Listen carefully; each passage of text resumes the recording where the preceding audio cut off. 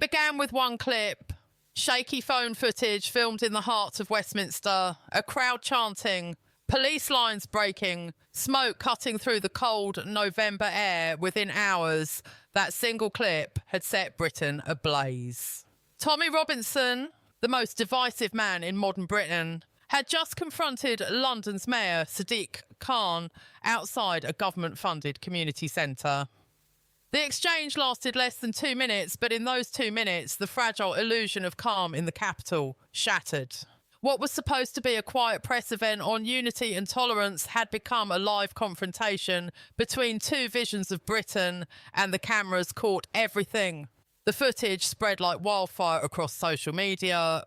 Robinson, standing on the steps shouting that London was no longer the city of Churchill, accused Khan of betraying the people who built it. Khan fired back, calling him a disgrace to Britain. And then came the moment no one expected, a bottle thrown, a police officer injured. Within seconds, the event dissolved into chaos. Reporters screamed as riot vans flooded the streets. Within an hour, the hashtags #London erupts and Khan Pfizer Robinson were trending worldwide. Inside City Hall, panic spread. Advisors urged the mayor to leave the capital temporarily. Police chiefs warned that protests were already forming in more than a dozen boroughs. But the damage was done. For the first time in years, London streets looked less like a capital of democracy and more like a city under siege. From Hackney to Westminster, crowds began to gather, not all of them in support of Robinson, but many shouting the same thing, "We've had enough!" Beneath the noise, something deeper was breaking. This wasn't just another protest, it was a rebellion against the system itself. Working-class Londoners, frustrated by rising costs, new speech laws and the endless blame game between Labour and Conservatives, now saw in Robinson not a man but a symbol, a mirror reflecting their anger. And as the footage rolled again and again on every platform, the message became impossible to contain. By nightfall, the Metropolitan Police had declared a major disorder event. Barricades were torn down outside Parliament. Smoke from flares painted the skyline red. The sound of helicopters echoed above Trafalgar Square as thousands marched carrying flags and placards reading "Save Our Country" and "Khan must go." But behind the chaos, whispers began to emerge that this wasn't spontaneous, that someone somewhere had known this confrontation would happen, that Robinson's sudden appearance wasn't random, and that the mayor's team had been warned days before of a possible provocation in Downing Street. Karma called an emergency meeting. The Prime Minister looked exhausted. This was the last thing he needed. Inflation, immigration backlash, party infighting, and now London. In open revolt, government insiders leaked that Starmer privately blamed Khan for pouring petrol on an already burning street. But others accused the government itself of letting things reach this boiling point. Meanwhile, across the Atlantic, clips of the riot were already being shown on American news networks, framed as Britain's collapse under progressive control. By midnight, arrests had crossed 200. Police commanders were split. Half wanted a hard crackdown, others feared it would spark an even bigger uprising. Somewhere in a hidden Telegram channel, Robinson's followers began to call for a march of 1 million, a call that would shake Britain's core if it ever materialised. As dawn approached, the capital was still burning, not just with smoke, but with questions. Was this simply the consequence of years of ignored anger? Or was something darker unfolding behind the scenes? A power struggle between the street and the state, between identity and authority, between two visions of Britain's future. The footage had gone viral. The leaders were silent. The police were overwhelmed. And as the sun rose over Westminster Bridge, one question hung heavy in the cold morning air. Had London just witnessed the spark of something far bigger than a protest? By the next morning, London wasn't just waking up to the chaos, it was choking on it. The city that once prided itself on resilience now stood trembling under a wave of public fury. Tube lines were suspended, bridges blocked, and Parliament itself fortified behind temporary barriers. Downing Street's gates were sealed. The nation's capital looked less like a seat of power and more like a city preparing for siege. Inside number 10, tension was visible. Even in silence, Karma sat at the end of the cabinet table, staring at the flickering footage of last night's riots looping across the television screens. Every few seconds, another clip, Another clash, another headline screamed, "Britain on edge." Around him, ministers spoke in low voices, each trying to assign blame without appearing weak. Some blamed the far right, others blamed years of liberal neglect. But one voice cut through the noise, the Home Secretary, pale and furious, warning that if this continued for another 48 hours, they would lose control of the capital outside the glass walls of government. Control was already gone. Reports flooded in from Manchester, Birmingham and Bristol. Copycat marches, small but growing, all echoing the same message. What began as a street clash between Tommy Robinson and Sadiq Khan had ignited something far beyond personalities. It had become a referendum on leadership, identity and power. The press swarmed the story like vultures over a carcass.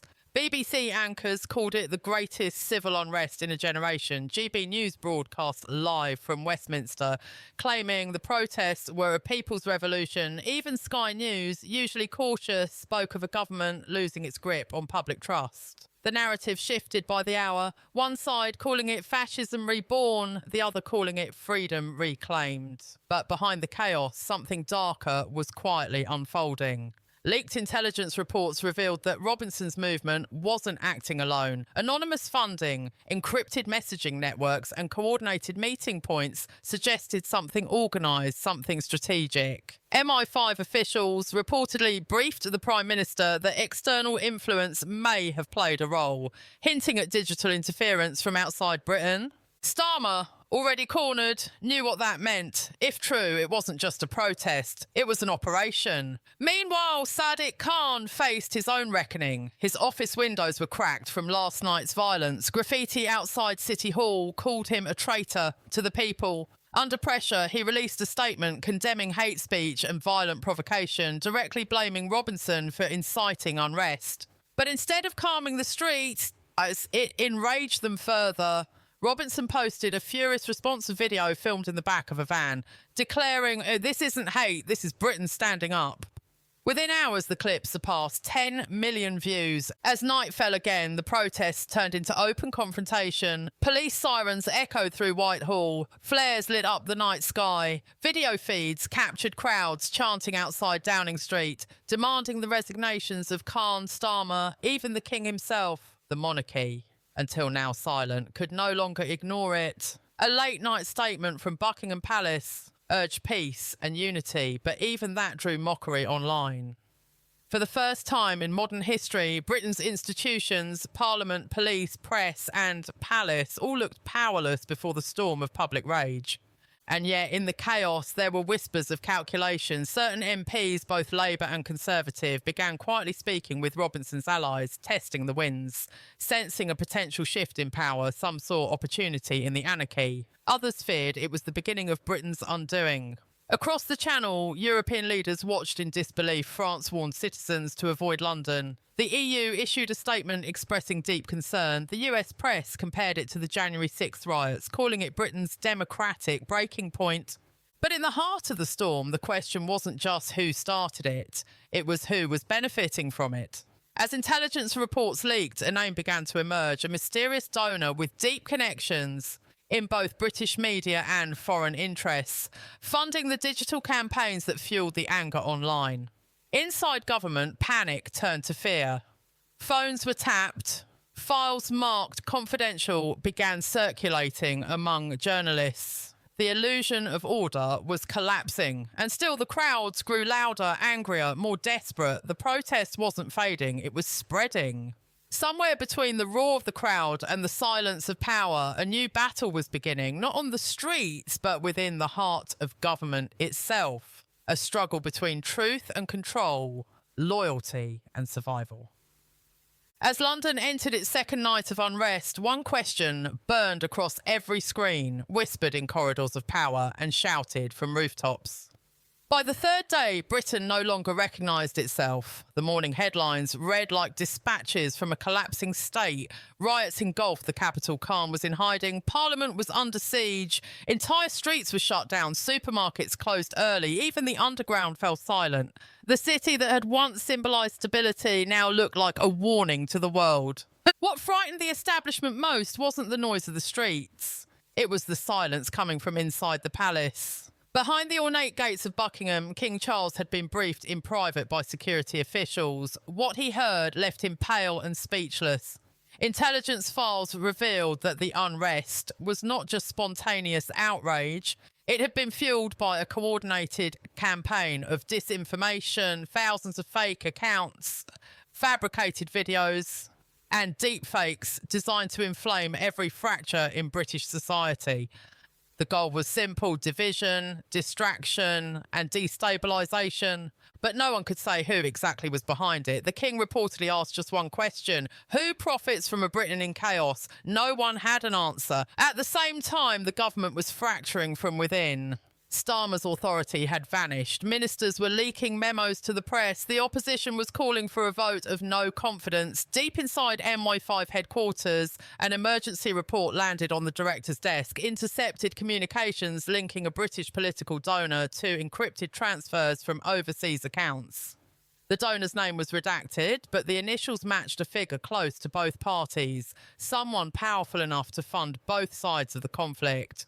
While the country tore itself apart, Sadiq Khan, now under police protection, made a desperate plea for calm, but it came too late. Across London, new groups were emerging, calling themselves the Patriots, the People's Guard, defenders of Britain. What connected them wasn't ideology, but rage. Rage at a system they felt had betrayed them. And as that rage spread, so did the rumours that Robinson was planning something bigger, something that would bring the city to its knees. Then, just after midnight, a document leaked. It wasn't published by the media. It appeared on social platforms, anonymous and untraceable. The document claimed to show private correspondence between Khan's office and government advisors discussing plans to limit protest rights through a new emergency act, whether it was real or fake. So it didn't matter. But within minutes, it was everywhere. By dawn, tens of thousands of people were marching again. Police lines broke as smoke filled the air. The government declared a national emergency. Inside Parliament, Starmer's voice trembled as he addressed the nation live on television. "This is not about politics," he said. "It is about the soul of our country." But even as he spoke, angry crowds outside shouted, "Resign!" so loud they drowned out his broadcast.